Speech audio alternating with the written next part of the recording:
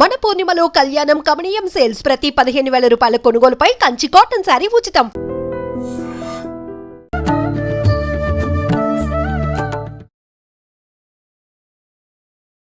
నమస్కారం, welcome to I dream. ధర్మ మార్గం విత్ విజిత కార్యక్రమానికి స్వాగతం. ప్రస్తుతం మనతో పాటు ఉన్నారు ప్రముఖ ఆధ్యాత్మికవేత్త, లలిత ఉపాసకులు శ్రీ శ్రీ శ్రీ నానాజీ పట్నాయక్ గారు. ఇప్పుడు వారితో మాట్లాడదాం. నమస్కారం అండి. శ్రీమాత్రే నమః. లలితా సహస్రనామంలో నుంచుండే నామాలను తీసుకొని ఈ నామం చేస్తే ఏం ఫలితము, ఇలా మనం రెగ్యులర్ గా చేస్తూ ఉన్నాం. కానీ అసలు నిజంగా లలితా సహస్రనామం పారాయణం గనక చేస్తే, ఓవరాల్ నామం గనక చేస్తే ఎటువంటి ఫలితం ఉంటుంది? ఒకవేళ ఈ చెయ్యాలనుకునే వాళ్ళు నియమాలు ఏమైనా పాటించాలా? చెయ్యాలి, మేము ప్రతిరోజు చేస్తాము అనుకుంటే డైలీ ఒక సమయం ఏమన్నా పెట్టుకుని పర్టికులర్ ఆ సమయంలోనే చేయాల్సి ఉంటుందా? ఈ విధానం అంతా ఎలానో వివరించండి. తప్పకుండా అమ్మా. ఫస్ట్ ఆఫ్ ఆల్ ఏంటంటే మనం ముఖ్యంగా తెలుసుకోవాల్సింది, ఇప్పుడు ఏదైనా సరే పలానా వాళ్ళు రచించారు అంటారు. అవును కదా. అవును. ఇవి రచించినవి కాదు, అమ్మవారిలో నుంచే 8 మంది, అంటే 8 కిరణాలు, తెల్లటి కిరణాలు బయటకు వచ్చి వారిని వసిన్యాది వాగ్దేవతలు అంటారు.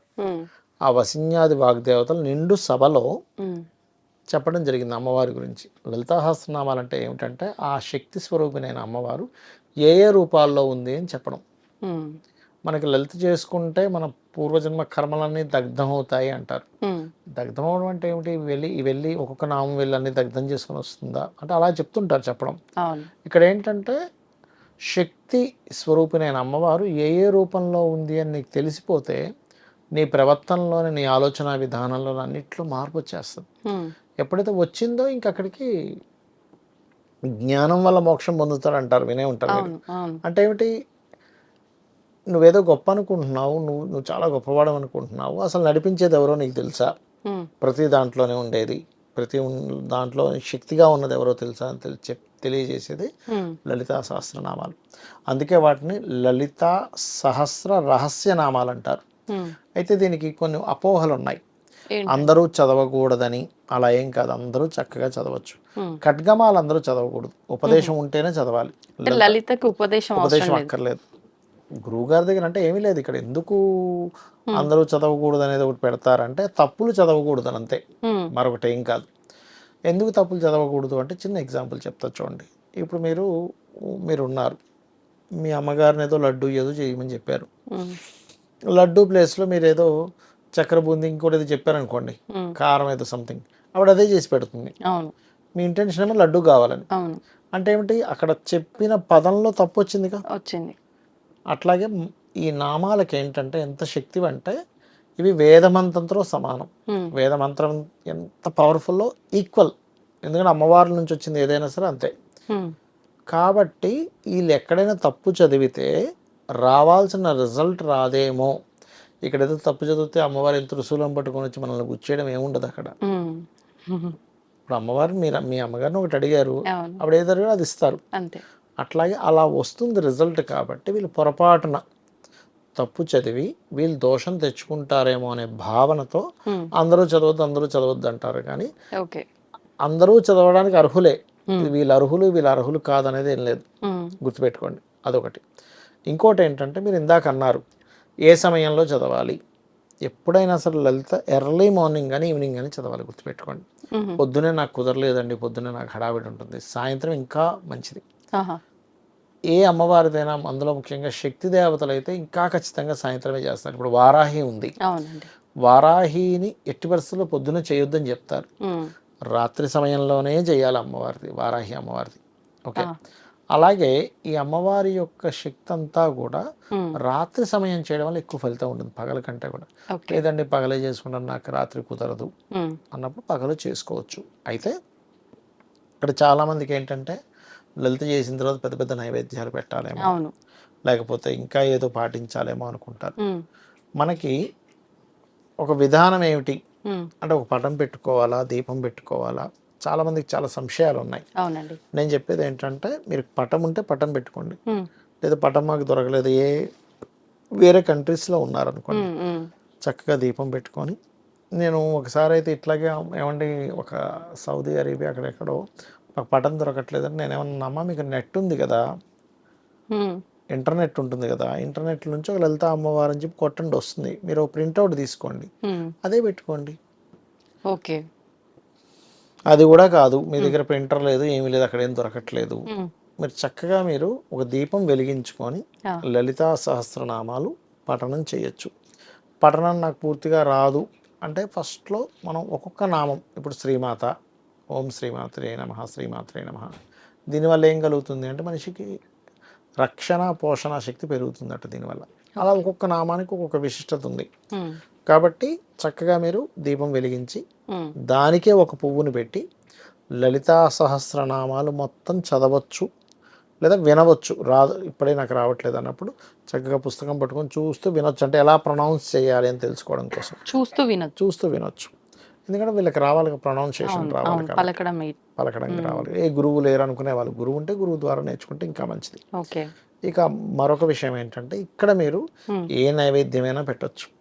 ఇక్కడ మనకి లలిత సహస్రనామాల్లో చెప్తారు ఏమని, పాయసాన్న ప్రియ అంటారు. అంటే పాయసాన్నం అంటే అమ్మవారికి ఇష్టమా అంటే బాహ్యార్థం అదే, పాయసాన్న ప్రియ అంటే పాయసాన్నం అంటే ఇష్టమే. గూడాన్న ప్రియ అంటారు మళ్ళీ, అంటే గూడాన్నం అంటే బెల్లంతో చేసినటువంటిది. పాయసం అన్న బెల్లంతో చేసిన పదార్థం వేరు, బెల్లము అన్నము. ఇది పాయసం అంటే పాలతో చేస్తాం కదా, పాలు చక్కెర సేమియా చేస్తాం కదా. అదేవిధంగా హైద్రాన్న రసిక అంటారు, అంటే ఏమిటంటే పసుపన్నం. ఇక్కడ మనం అర్థం చేసుకోవాల్సింది బాహ్యార్థమేమో పులిహోర లాంటిది ఇష్టమని, లేకపోతే గూడాన్నం ఇష్టమని, పాయసం ఇష్టమని అనుకుంటాం, అది బాహ్యార్థం. నిగూఢ అర్థం ఏమిటి, అందుకే వాటిని రహస్య నామాలు అంటారు. పాయసం ఎలా ఉంటుందండి, తెల్లగా ఉంటుంది, స్వీట్గా ఉంటుంది. అంటే అమ్మవారికి ఏమి ఇష్టం అంటే మనం స్వచ్ఛంగా ఉండడం ఇష్టం, స్వీట్గా ఉండడం ఇష్టం అమ్మవారికి. అది అసలైన అర్థం. గూడాన్న ప్రియ అన్నారు, మరి గూడం అంటే బెల్లంలా ఉండాలా? కాదు, బెల్లానికి ఎటువంటి అశౌచము ఉండదు. అంటే ఇప్పుడు మనం చూడండి, ఏదైనా భగవంతుడు మన ఇంట్లో ఉండేటువంటి వాటికి ఏమీ లేకపోతే బెల్లం ముక్క పెట్టరా అంటాం. అంటే బెల్లానికి దోషం ఉండదు. ఇప్పుడు వేరే ఏ పదార్థానికైనా ఎవరైనా ఏదైనా ముట్టుకున్నారు, ఇప్పుడు లేడీస్ అది కొంత మంత్లో ఒకనొక టైంలో పోయి అవసరం కొద్దీ ఏదో ముట్టుకుంటారు, దాన్ని మనం పెట్టం. కానీ బెల్లానికి ఉన్న ప్రత్యేకత ఏమిటంటే మీరు ఎలాంటి కాలాల్లో దాన్ని ముట్టుకున్నా దానికి దోషం అంటదు.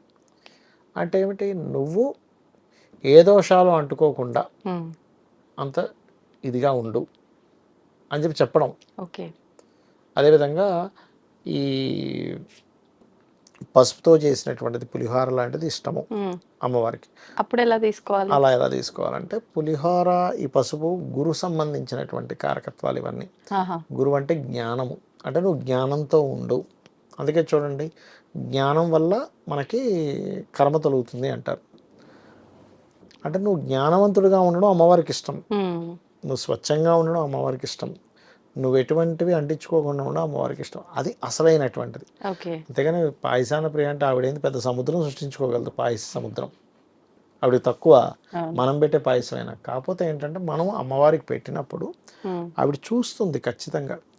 మీరు పూజ చేయడం ప్రారంభించగానే మీరు ఏ దేవతకి చేసినా ఖచ్చితంగా మీ కుడివైపు ఇక్కడ దేవత వచ్చి నిలబడి చూస్తుంది, గుర్తుపెట్టుకోండి, ఇది సత్యం.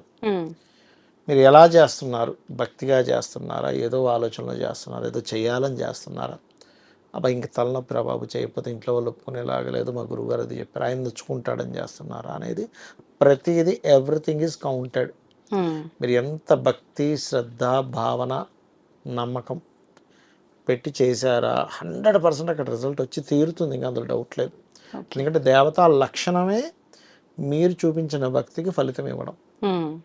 అందుకే చూడండి, మహాభారతంలో ఆవిడ ఒక్కసారి కుంతీదేవి ప్రయోగం చేద్దామని చూస్తుంది మంత్రాన్ని. చిన్నగా ఉన్నప్పుడు సూర్యభగవానుడు వచ్చేస్తాడు, వచ్చి నీకు నేను ప్రత్యక్షమయ్యాను, నీకు ఒకటి, అయ్యో నాకు ఇవేం వద్దు, నేను చిన్నపిల్లని, లేదు దేవతా లక్షణమే, నువ్వు పిలిచారంటే మంత్రాధీనం. దైవం మంత్రాధీనం అంటారు, అంటే మంత్ర ఆధీనంలో ఉంటుంది దైవం. నువ్వు మంత్రం చదివారు, అది వచ్చి తీరుతుంది, అది ఇచ్చేస్తుంది ఫలితం. సూర్యభగవానుడు ఏంటంటే నేను వచ్చాను కాబట్టి నీకు ఇవ్వాలి. మరి ఇప్పుడు ఎలాగ నాకు ఇంకా పెళ్ళి అవ్వలేదు చిన్నపిల్లని అంటే సరే నేను చూసుకుంటాలే అని వదిలేస్తుంది. అప్పుడు సూర్యుడే చూసుకుంటాడు ఆ కర్ణుడిని. అలా ఏంటంటే దేవత 100% చూస్తుంది అనేటువంటి భావనతో పూజ చేయండి. ఏదో టైంపాస్కో నలుగురు చూస్తారు, నలుగురికి చెప్పుకోవడానికి చేస్తే ఏమీ ఉండదు. కాబట్టి ఈ రకంగా చేసుకోవచ్చు లలితా ఇప్పుడు ఈ సహస్రనామం. పారాయణం చేయడం కూడా అంటే సంఖ్యమైన పెట్టుకోవాలండి. కొన్ని ఇన్ని సార్లు చేయాలని జపాలు ఇలాంటివి ఏమైనా పారాయణాలు చేసినప్పుడు సంఖ్య పెట్టుకుంటూ పారాయణానికి ఉంటారు సంఖ్య కదా, అని కాదు, అవసరం లేదా? తీవ్రమైన కష్టాలు ఉన్న వాళ్ళు ఉమ్, రోజుకి 27 సార్లు చేస్తే ఏదైనా ఒక రోజు, అది ఏ రోజు, అష్టమి కానీ, నవమి కానీ, అమావాస్య కానీ, ఉమ్, లేకపోతే చతుర్దశి కానీ, పౌర్ణమి కానీ, ఈ 5 రోజుల్లో ఎంచుకుంటారు. ముఖ్యంగా అష్టమి, నవమి, చతుర్దశి చాలా ముఖ్యం. ఎందుకంటే మనకి దేవీ భాగవతం అనేటువంటి గ్రంథంలో అమ్మవారి స్వయంగా చెప్పింది అది. ఓకే. అందుకని ఆ రోజుల్లో, అంటే ఆ పర్టికులర్ రోజుల్లో వీళ్ళు ఏం చేస్తారంటే ఉదయం నుంచి సాయంత్రం వరకు 27 సార్లు పారాయణం చేస్తారంటే 9 3 27. ఉమ్, ప్రతిసారి లలిత సహస్రనామాలు పారాయణం చేయడం అంటే చేయగా మీకు 20 మినిట్స్కి ఒకసారి అయిపోతుంది. 20 minutes ఒకసారి మామూలుగా అయితే అంత అలవాటు లేకపోతే 30-40 నిమిషాలు పడుతుంది. అంటే 2-3 hours పడుతుందా 27 times అంటే? కాదు, ఉదయం మొదలు పెడితే సాయంత్రం అవుతుంది, రాత్రి అవుతుంది. సో ఎవ్రీ టైం మీరు ఒకసారి పారాయణం చేశారు, ఏదో ఒక పండు నైవేద్యం పెడతారు, హారతి ఇస్తారు, అందరూ హారతి తీసుకుంటారు. అలా 9 times అయ్యేసరికి మధ్యాహ్నం అవుతుంది మీకు. ఆ పెట్టిన పళ్ళన్నీ మీరు తినొచ్చు ప్రసాదంగా, అందరూ పంచుకొని తినొచ్చు. సో లంచ్ అయిపోయింది, మళ్ళీ లంచ్ నుంచి ఈవినింగ్ వరకు జరుగుతుంది మళ్ళీ. సో అప్పుడు ప్రతిసారి పారాయణానికి ప్రతిసారి నైవేద్యం పెట్టడం, హారతి ఇవ్వడం చేయాలి. మళ్ళీ సాయంత్రం నుంచి నైట్ వరకు అవుతుంది థర్డ్ పార్ట్. ఇలా 27 సార్లు కనుక ఎవరైనా చేశారా 100% వాళ్ళకు ఉండే ప్రాబ్లం క్లియర్ అవుతుంది. అయితే మీకు ఆ సమయంలో కూర్చున్నప్పుడు కాళ్ళు పట్టుకుపోతాయి, నోరు అమ్మాయి ఎన్నిసార్లు చేస్తాం అనిపిస్తుంది. కానీ మీరు ఏం చేయాలంటే, నేను భగవంతుడి కోసం చేస్తున్నాను కదా, ఎన్నో పనులు మనం ఎవరి కోసం చేస్తూ ఉంటాం, పిచ్చి పిచ్చిగా అలసిపోతుంటాం, పిచ్చి పిచ్చిగా అవుతూ ఉంటుంది. కానీ భగవంతుడి కోసం చేసినటువంటి సేవ కదా అనే భావనతో మీరు ఇంకా దాంట్లో ఆనందాన్ని, తాదాత్మ్యాన్ని కనుక మీరు పొందగలిగితే ఆ ఫలితం అద్భుతంగా ఉంటుంది. ధన్యవాదాలు గురుగారు. శ్రీమాత్రే నమః. తవ్వండి, తవ్వుతున్న శివలింగం. పరమాత్మకు జీవా సరే దాన్ని అట్లా కప్పేసేయండి, చూపించదండి. Krishna is there.